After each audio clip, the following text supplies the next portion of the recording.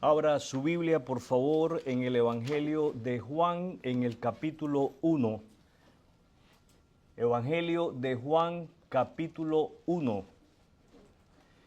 Estamos en nuestra serie de estudios, Jesucristo nuestro Señor. ¿Cómo se titula la serie de estudios? ¿Qué significa que Jesucristo se haya encarnado?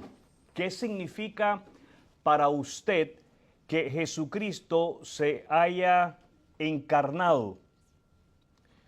¿Significa para usted que Jesús dejó de ser Dios? ¿O significa para usted que Jesús simple y sencillamente fue un maestro más, un profeta más? ¿O significa para usted que Jesús tomó forma humana? Creo que la respuesta acertada a esta pregunta sobre el significado para cada uno de nosotros sobre la encarnación de Cristo debe de ser que Dios se encarnó en Jesús. El título de nuestra lección de esta noche es La encarnación de Cristo. La encarnación de Cristo. ¿Cuál es el título de la lección? La encarnación de Cristo. La encarnación de Jesucristo es una de las doctrinas centrales del cristianismo. ¿Qué clase de doctrina es? Es central.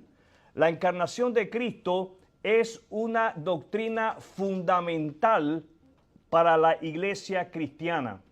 ¿Por qué esta doctrina es fundamental para la iglesia cristiana? Es fundamental, es importante, es central, porque el Dios eterno, ¿quién?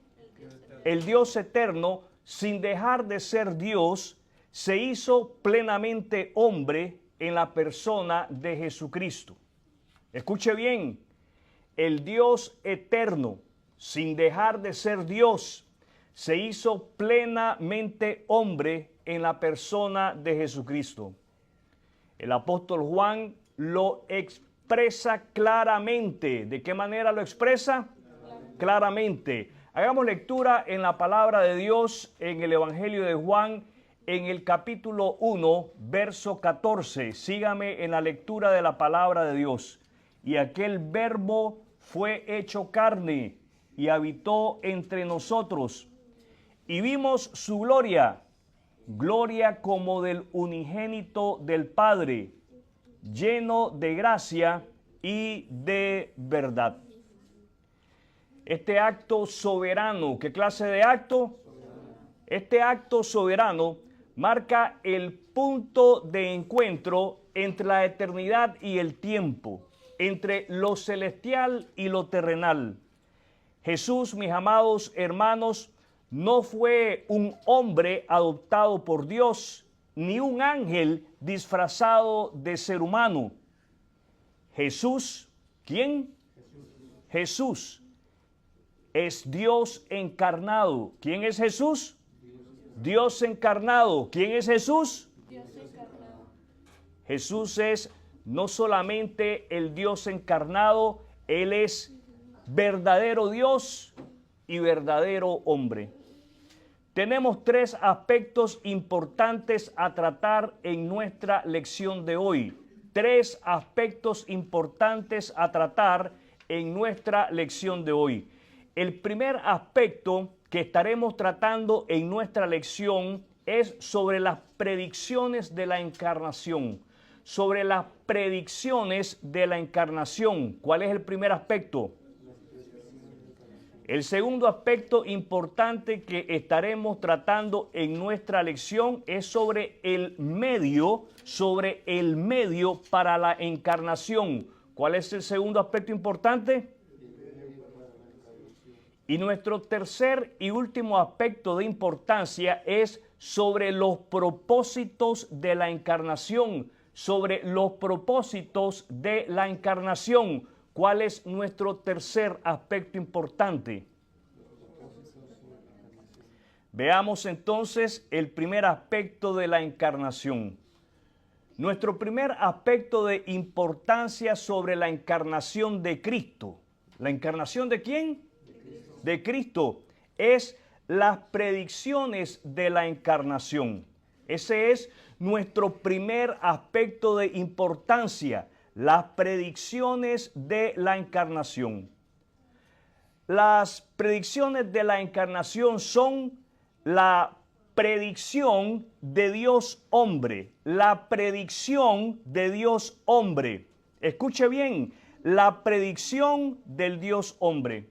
Desde el Antiguo Testamento se anticipó que vendría alguien que sería Dios mismo entre los hombres. ¿Qué es lo que se anuncia en el Antiguo Testamento? La venida del Dios que estaría entre los hombres. Escuche Isaías capítulo 9, Isaías capítulo 9, verso 6. ¿Cuál es el pasaje?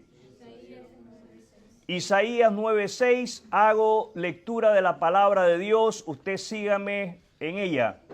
Porque un niño nos es nacido, hijo nos es dado, y el principado sobre su hombro, y se llamará su nombre admirable, consejero, Dios fuerte, Padre eterno, príncipe de paz.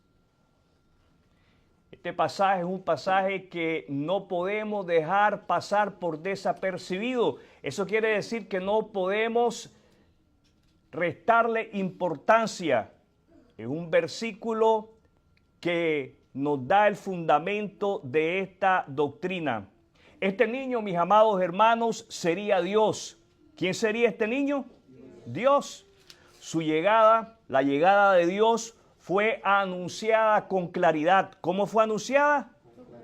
Y no solamente fue anunciada con claridad, sino que fue anunciada con títulos divinos. Se llamará su nombre admirable, consejero, Dios fuerte, Padre eterno, príncipe de paz. En segundo lugar, tenemos la predicción del nacimiento virginal.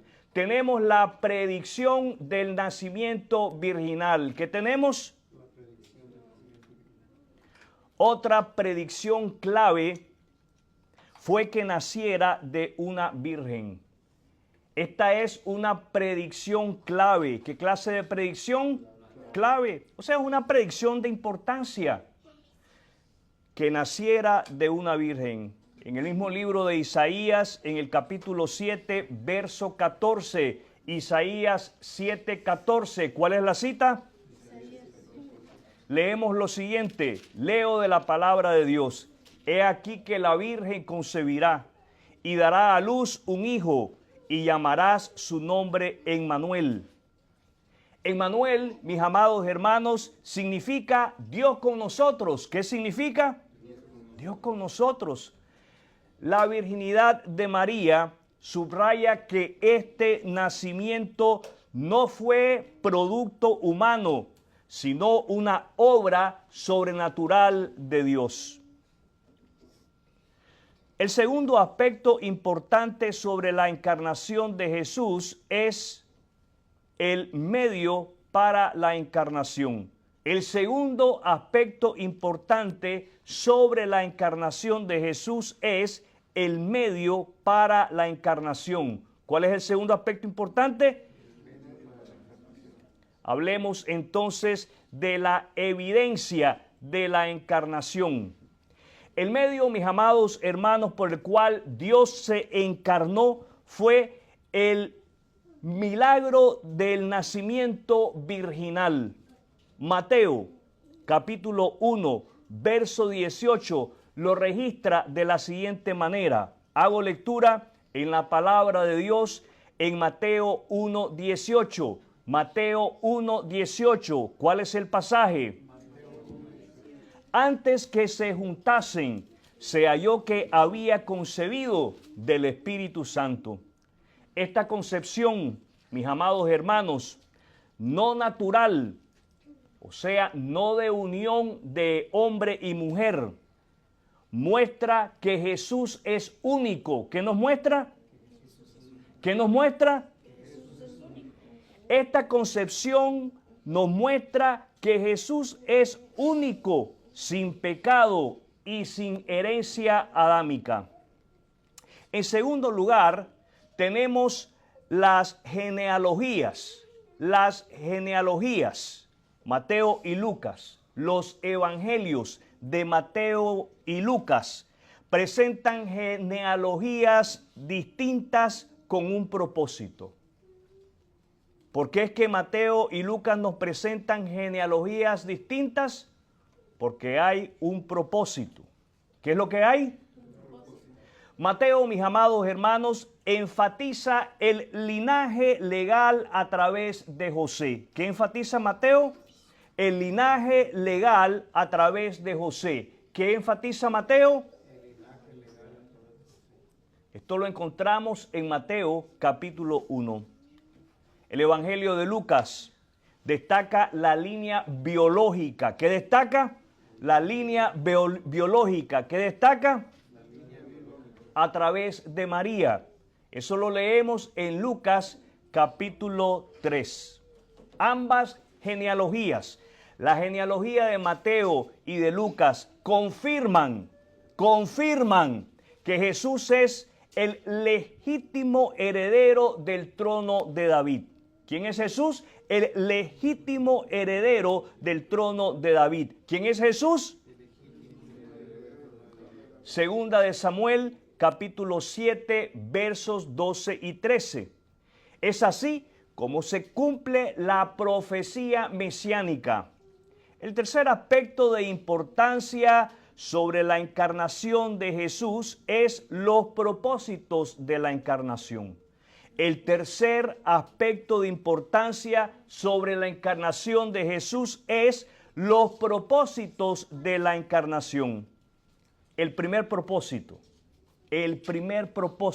que vamos a ver, revelarnos a Dios. ¿Cuál es el primer propósito? Revelarnos a Dios. El primer propósito de la encarnación de Cristo es revelarnos a Dios, mostrarnos a Dios. Leemos en el Evangelio de Juan, en el capítulo 14, verso 9. Juan 14, 9. ¿Cuál es el pasaje? Leo de la palabra de Dios. El que me ha visto a mí, ha visto al Padre. El que me ha visto a mí, ha visto al Padre. Jesús vino para que conociéramos al Padre. ¿Para qué vino Jesús? Jesús vino para que conociéramos al Padre en una forma comprensible y cercana. Pablo escribe en Colosenses 1:15, Él, o sea Jesús, es la imagen visible del Dios invisible. Él es la imagen visible del Dios invisible. ¿Quién es Jesús? La imagen visible del Dios invisible. ¿Quién es Jesús?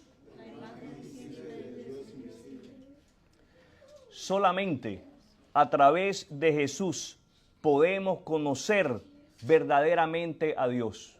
¿Me escuchó? Solamente a través de Jesús podemos conocer verdaderamente a Dios. ¿Lo está conociendo usted personalmente? El segundo propósito de la encarnación de Cristo. El segundo propósito de la encarnación de Cristo. Hemos visto el primer propósito, revelarnos a Dios. El segundo propósito de la encarnación de Cristo, proveer un ejemplo para nuestras vidas. Proveer un ejemplo para nuestras vidas. ¿Cuál es el segundo propósito? Pedro escribe en su primera carta, en el capítulo 2, verso 21. Primera de Pedro 2:21. Primera de Pedro 2:21. ¿Cuál es la cita? Dejándonos ejemplo para que sigáis sus pisadas. Dejándonos ejemplo para que sigáis sus pisadas. Jesús vivió una vida perfecta. ¿Qué clase de vida vivió Jesús? Jesús no solamente vivió una vida perfecta, Jesús vivió una vida de obediencia. ¿Qué clase de vida? De obediencia. Jesús vivió humilde y compasivamente. Jesús vivió una vida sin pecado. Él, Jesús, ¿quién? Nos muestra cómo debe vivir un hijo de Dios. ¿Qué nos muestra Jesús? ¿Qué nos muestra Jesús? Nuestras vidas, mis amados hermanos, se conforman al modelo de Jesús o al modelo del mundo. Nuestras vidas se conforman al modelo de Jesús o al modelo del mundo. El tercer propósito de la encarnación de Cristo. El tercer propósito de la encarnación de Cristo, proveer un sacrificio efectivo para el pecado. El tercer propósito de la encarnación de Cristo, proveer un sacrificio efectivo por el pecado. Leo de la palabra de Dios en Hebreos 9:26. Hebreos 9:26. ¿Cuál es la cita bíblica? Pero ahora, ¿cuándo? En la consumación de los siglos se presentó una vez para siempre por el sacrificio de sí mismo para quitar de en medio el pecado. Jesús tenía que ser hombre. ¿Cómo tenía que ser Jesús? Para morir como sustituto por los pecados, para morir como sustituto por los pecadores. Y tenía que ser Dios para que su sacrificio tuviera valor eterno. Escuche bien, Jesús tenía que ser Dios para que su sacrificio tuviera valor eterno. Le pregunto, ¿has confiado en el sacrificio perfecto de Cristo para el perdón de tus pecados? Cuarto propósito de la encarnación de Cristo. Cuarto propósito de la encarnación de Cristo. Destruir las obras del diablo. Destruir las obras del diablo. ¿Cuál es el cuarto propósito? Destruir las obras del diablo. ¿No es esto formidable? ¿No es esto maravilloso? Que es a través de Cristo que las obras del diablo tienen final. Leo de la palabra de Dios en Primera de Juan 3:8. Primera de Juan 3:8. ¿Cuál es el pasaje? Para esto apareció el Hijo de Dios, para deshacer las obras del diablo. ¿Para qué apareció el Hijo de Dios? ¿Para qué apareció el Hijo de Dios? ¿Para qué apareció el Hijo de Dios? Cuando usted se encuentre tentado, cuando usted se encuentre tentado, cuando usted se encuentre tentado, traiga a su memoria Primera de Juan 3:8. ¿Cuál es el pasaje que hay que traer a nuestra memoria? Primera de Juan 3:8. Jesús, el Hijo de Dios, apareció para deshacer, para destruir las obras del diablo. Esto quiere decir que Jesús venció al pecado. ¿Quién venció al pecado? Jesús venció la muerte. ¿Qué venció Jesús? Jesús venció al diablo mediante su vida perfecta, su muerte en la cruz y su resurrección gloriosa. Si usted está en Cristo, usted ya no es un esclavo del pecado. Dígale al que está al lado suyo, ya no eres esclavo del pecado. Hay una pregunta que es necesario que nosotros nos hagamos constantemente. ¿Estoy viviendo en esa libertad? ¿Estoy viviendo en esa libertad? ¿Cuál es la pregunta? Estoy viviendo en esa libertad. Otra pregunta bastante similar es, ¿estoy viviendo en esa victoria? ¿Estoy viviendo en esa victoria? ¿Cuál es la pregunta? Resumimos nuestra lección de la siguiente manera. Primero, la encarnación de Cristo fue predicha con claridad en el Antiguo Testamento. La encarnación de Cristo fue predicha con claridad en el Antiguo Testamento. Segundo, el medio sobrenatural por medio del Espíritu Santo y confirmado por genealogías legítimas. El medio fue sobrenatural por medio del Espíritu Santo y confirmado por genealogías legítimas. Y por último, los propósitos. Los propósitos. Mis amados hermanos, si hay algo que yo le ruego que usted se lleve de esto, y si no ha logrado tomar notas de los propósitos, vea el video. Puede irse directamente a los propósitos. No hay necesidad de que usted vea todo el estudio. Vea los propósitos de la encarnación. Los propósitos de la encarnación incluyen, primero, revelarnos a Dios. Segundo, darnos un ejemplo. Y tercero, proveer un sacrificio por el pecado y vencer al diablo. La encarnación de Cristo. La encarnación de Cristo. ¿La encarnación de quién? No es solo un hecho histórico, sino una realidad transformadora. Dios se hizo hombre para salvarnos, guiarnos y vencer por nosotros.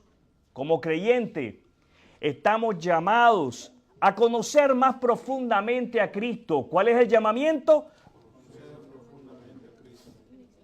Como creyente, estamos llamados a vivir conforme a su ejemplo. ¿Cuál es el llamado? Como creyente, estamos llamados a confiar en su sacrificio diariamente. ¿Cuál es el llamado? Como creyente, estamos llamados a caminar en la victoria que Él ganó para nosotros. ¿Cuál es el llamado?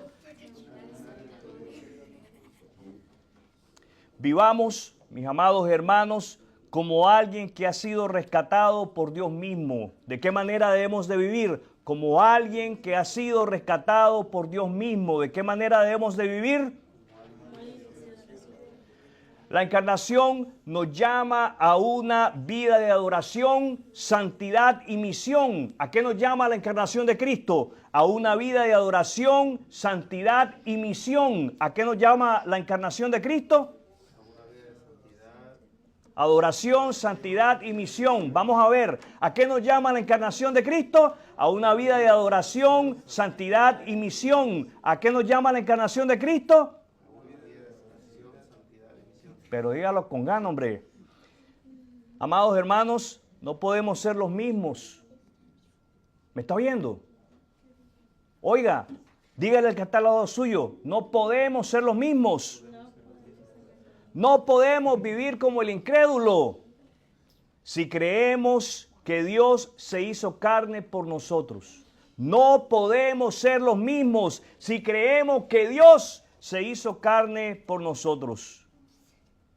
Si aún usted, mi amigo, no ha confiado en Jesucristo como el único medio para la salvación de su alma, la encarnación de Cristo es la oportunidad que Dios le presenta para que usted pueda ser salvo hoy. Jesucristo vino por usted, murió por usted, resucitó por usted. No hay salvación fuera de Cristo.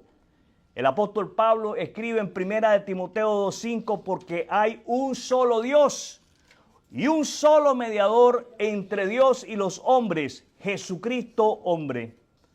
Amigo, Dios le llama hoy a que se arrepienta de sus pecados y confíe en Jesucristo como su Señor y Salvador. Él le perdona, Él le limpia y Él le da vida abundante y eterna. Quiero invitarles a concluir con la siguiente oración. Oremos juntos. Cierre sus ojos.